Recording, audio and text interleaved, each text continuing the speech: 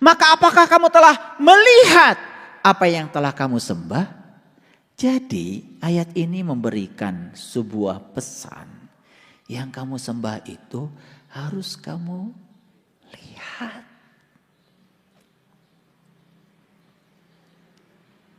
Jadi kalau begitu selama ini kalian ini menyembah yang terlihat atau yang tidak terlihat? Jujur. Jujur. Menyembah yang terlihat atau yang tidak terlihat? Dulu sih menyembah yang tidak terlihat. Sekarang betapa nikmatnya ketika kita bisa menyembah yang terlihat. Keren banget itu. Makanya ayat ini kalau nggak saya luruskan, itu terjemahannya jadi kacau. Ro'a itu artinya melihat. Ru'yat itu artinya melihat. Oh, bulan belum terlihat. Karena di ru'yat nggak terlihat. Dihisab aja, dihitung pakai hitungan bulan. Gitu. Ru'yat itu melihat.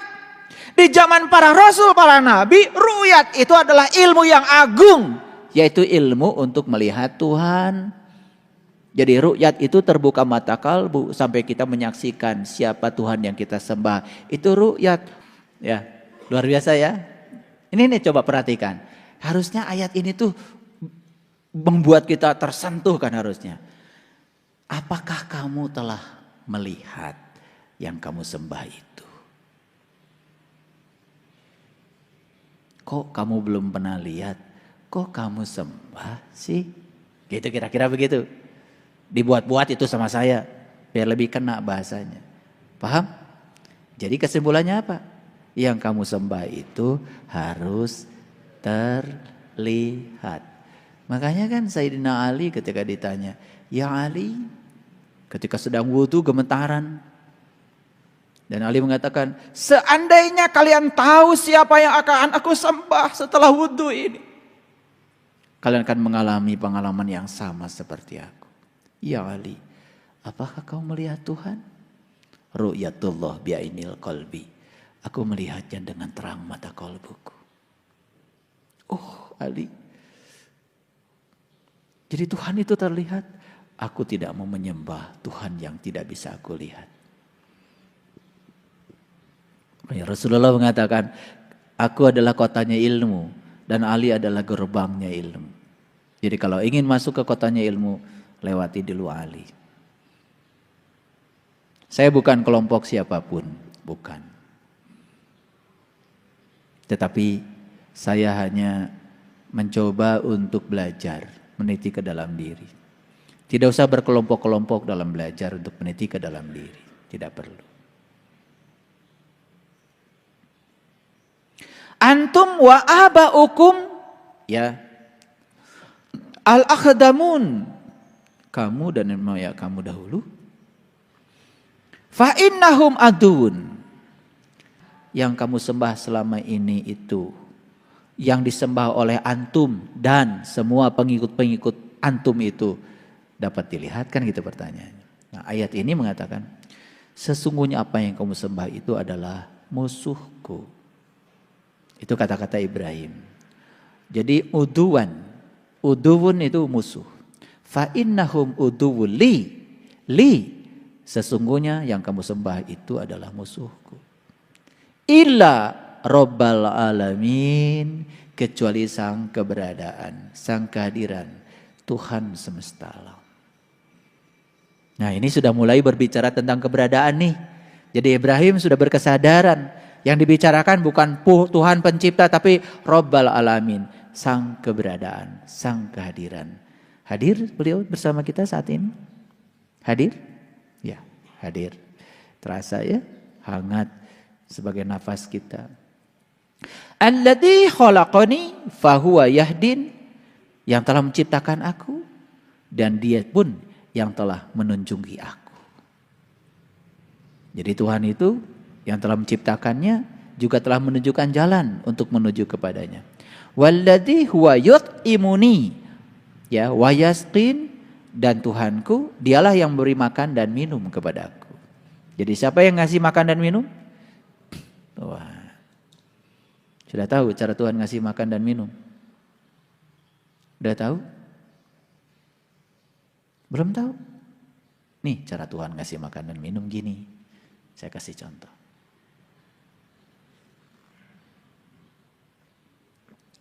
Siapa yang ngasih minum sama saya?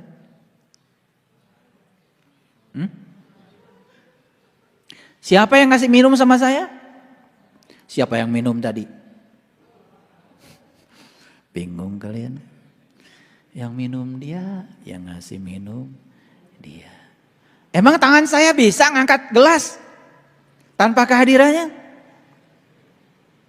Memang tangan saya bisa mengangkat makanan tanpa kehadirannya? Memang tangan saya bisa diginikan tanpa kehadirannya? Inilah pertemuan antara kudrat dan irodatnya dengan kudrat dan irodat yang dititipkan kepada saya. Karena bagian dari dirinya sudah ditiupkan menjadi rohku yang ada dalam diri saya. Beliau maha kuasa, kuasanya sudah diberikan pada kita. Saat kita ingin menunjukkan kuasa, kuasanya beliau bekerja. Saat kita punya kehendak, kehendaknya beliau bekerja. Begitu saya pengen minum, langsung beliau itu mengabulkan. Lihat, saya pengen minum.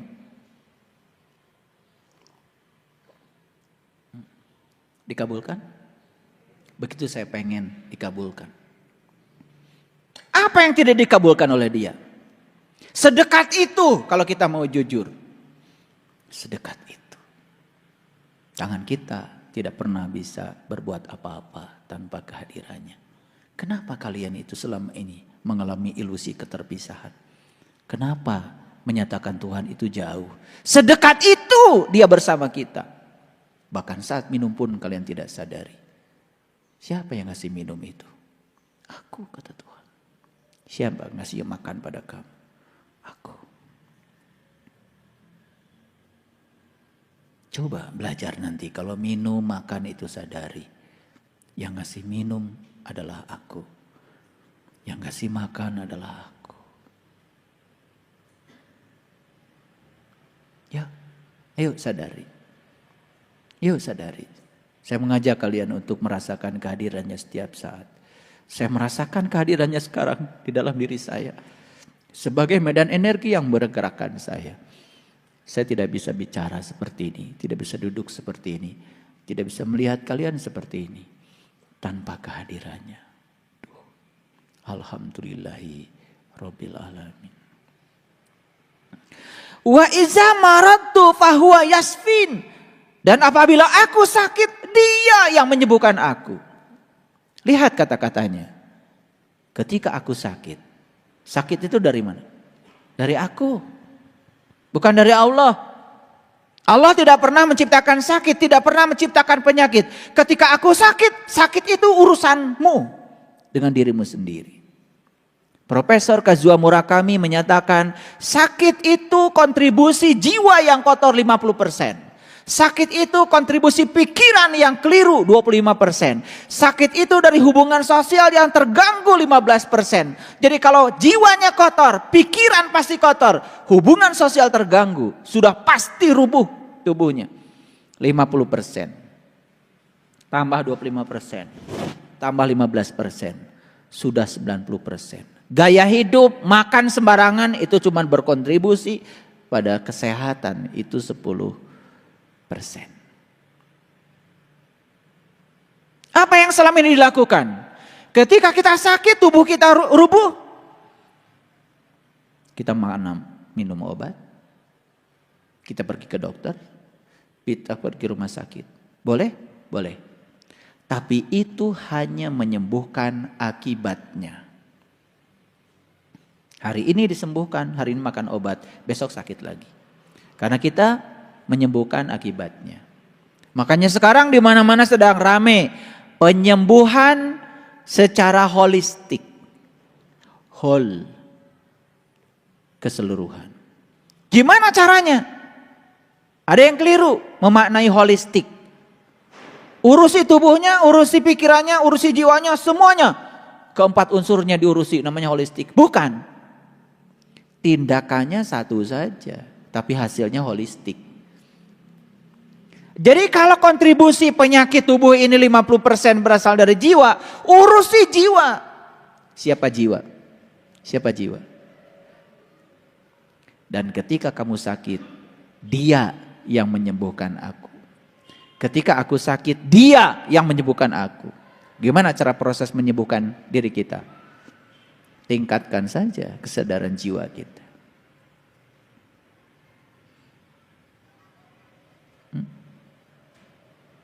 Siapa jiwa itu? Jiwa itu Nur Insan.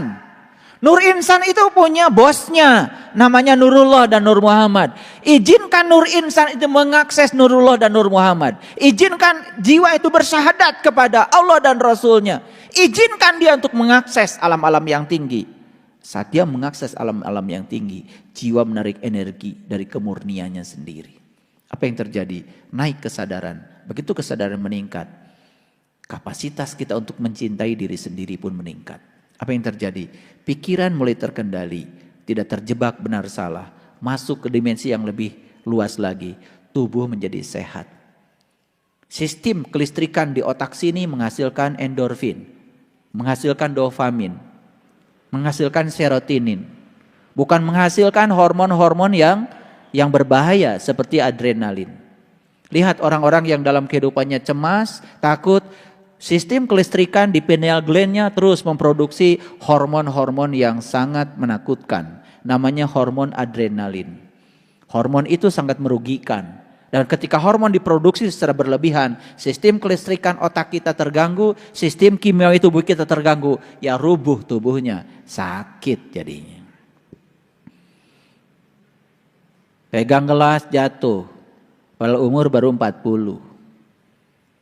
Diajak jalan sama saya, naik sedikit saja. Payah.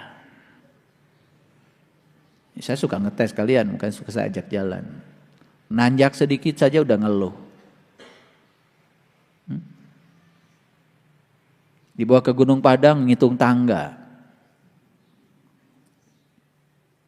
Apalagi kalau saya bawa ke Jabal Nur. Dulu banyak tuh, saya bawa jamaah. Dari sini bawa tongkat. Saya bilang ntar tongkatnya saya lepasin, saya lemparin. Saya ajak ke Jabal Nur. Saya kasih resepnya seperti hidup. Hidup tuh sehari-sehari. Jangan setahun-setahun kelamaan. Sehari aja tuntaskan. Baru mikirin besok sehari. Itu sehari-sehari hidup itu. Sama naik tangga. Jangan mikirin 378 tangganya Gunung Padang. Naikin aja satu-satu. Satu. Jangan lihat ke atas. Satu, tahu-tahu udah di atas. Itu ilmunya sederhana. Ya. Jangan mikirin Quran 30 juz. Sejuz aja. Tahu-tahu 30 juz. Jangan mikirin Quran 6.666 ayat. Sudah seayat. Lama-kelamaan 6.666 ayat. Banyak yang nanya kepada saya, gimana ayah bisa menghafal Quran 30 juz?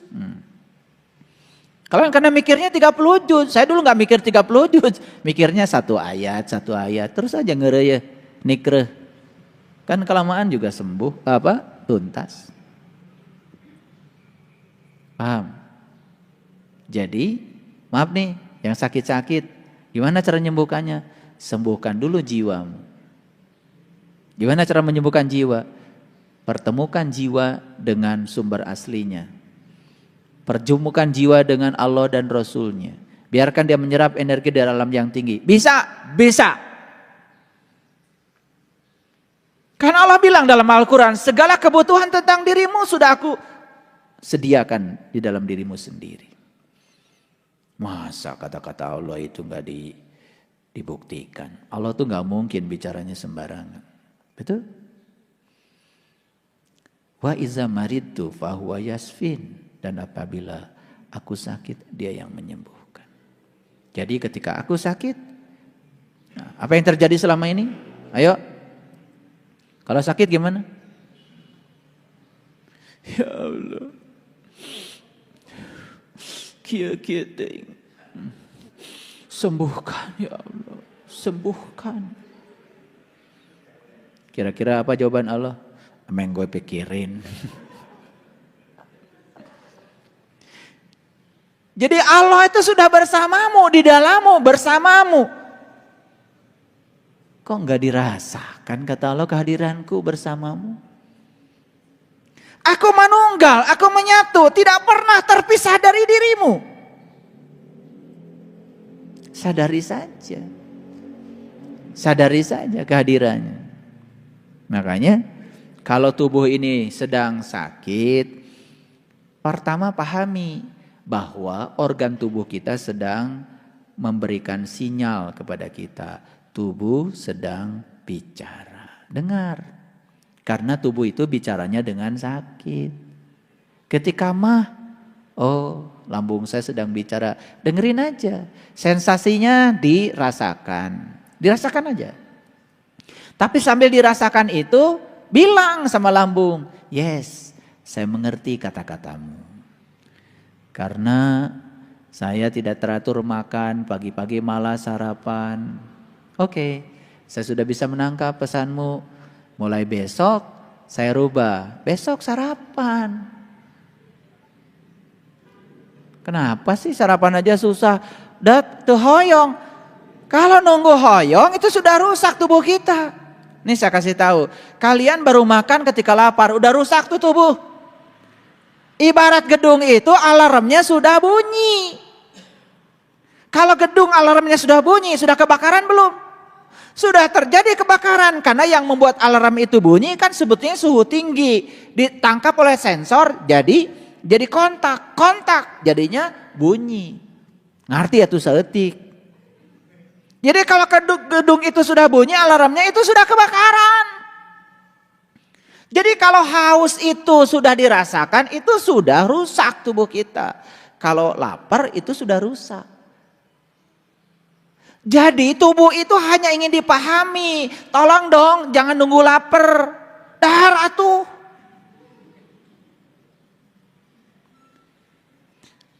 Jangan nunggu haus. Makanya minum setiap jam. Minum setiap jam. Bade ngaleut. Teu hoyong. Terus we teu hoyong. Ngabelaan hoream. Rajen teh ari kersa teh nginum. Ah herang ieu mah. Kudu nu ngadagleg wae si eta mah.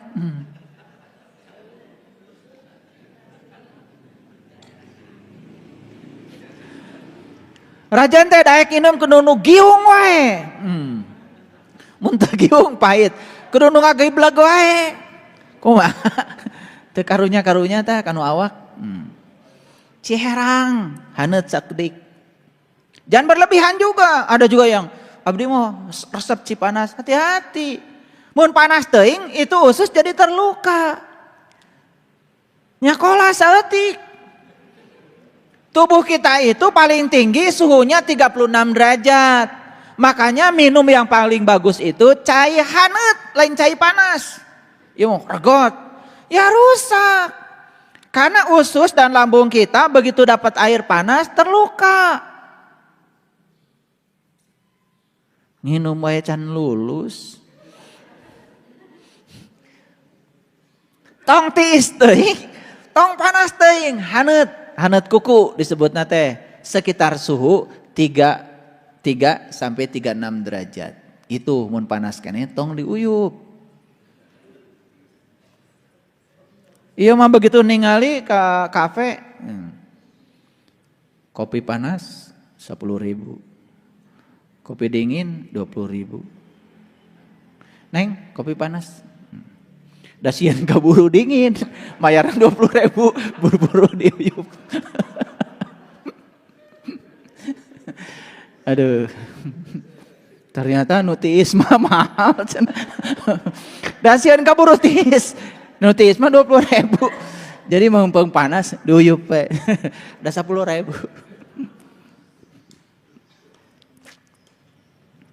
Jadi ngaji spiritual itu harus ada ketawanya. Ya, biar sehat. Ketawa itu sakral, ketawa itu suci.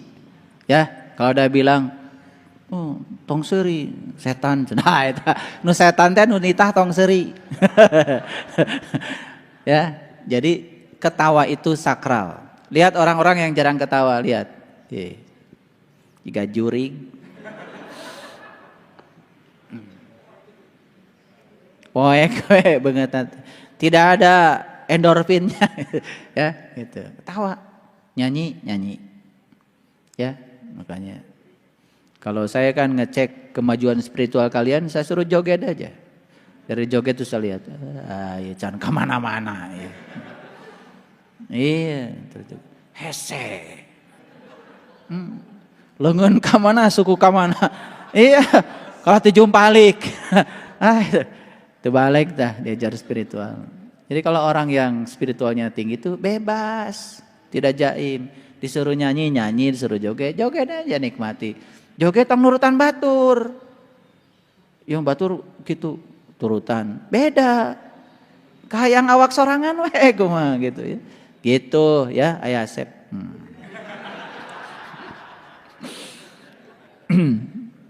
Ayah Asep mah pinter tuh. Silat bisa, karate bisa. Jurusnya kayak Cililin, bukan Cimande. Iya, makanya kemana-mana teh toleh nyoren bedog wae, jeung pacul. Da silatna make bedog. Ya, hasilnya luar biasa ya. Baik, perhatikan saya. Jadi kenapa kok tubuh fisik saya sakit, geringan wae, seetik salesma, seetik panas tiris. Penyakit ada dua. Ada penyakit karena kesalahan berpikir, ada penyakit karena karma. Nih saya kasih tahu. Kalau kita sudah berusaha, semua kesalahan berpikir sudah dirubah, gering keneh wae, itu karma tarima we lah tamu. Tarima we tamu. Tapi kalau kita tahu ieu teh lambung teh naon teh perih teh seseitan teh stres gitu kan. Udah tahu penyebab stresnya karena kita terlalu banyak pikiran. Robah we pikiran, cager insyaallah. Jadi kalau udah belajar dengan saya nanti akan ada razia. Nanti saya akan nyuruh Kang Yudi minggu depan mah. Pariksa eta dina kantongna teh bisi aya obat nyeri sirah. Wiraku sudah belajar spiritual nyeri sirah kene wae.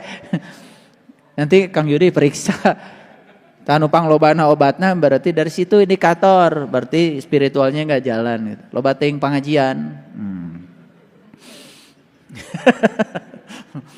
Ya, jadi keren ya Quran itu. Jadi dari tadi itu coba bisa enggak menguntai tadi?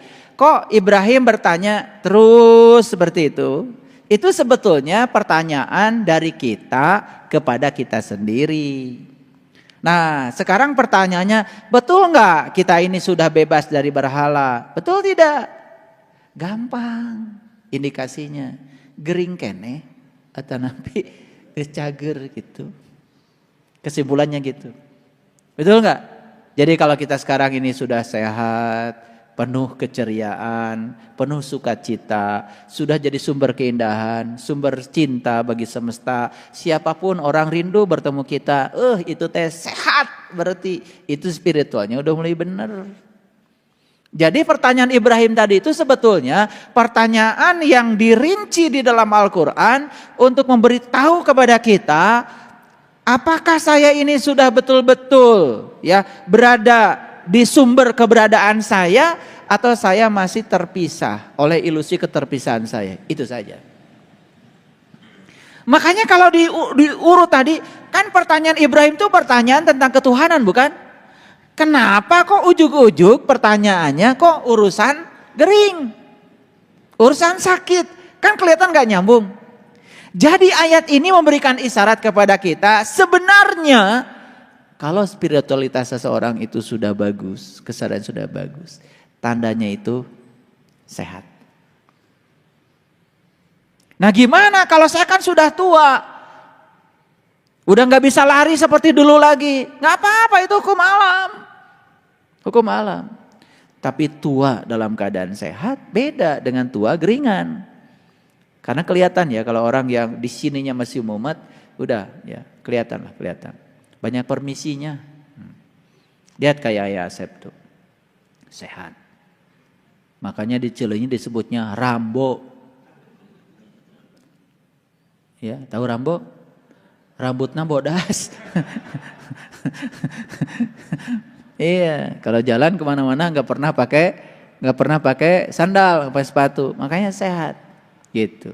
Padahal usianya sudah luar biasa. Masih mencung, masih macul.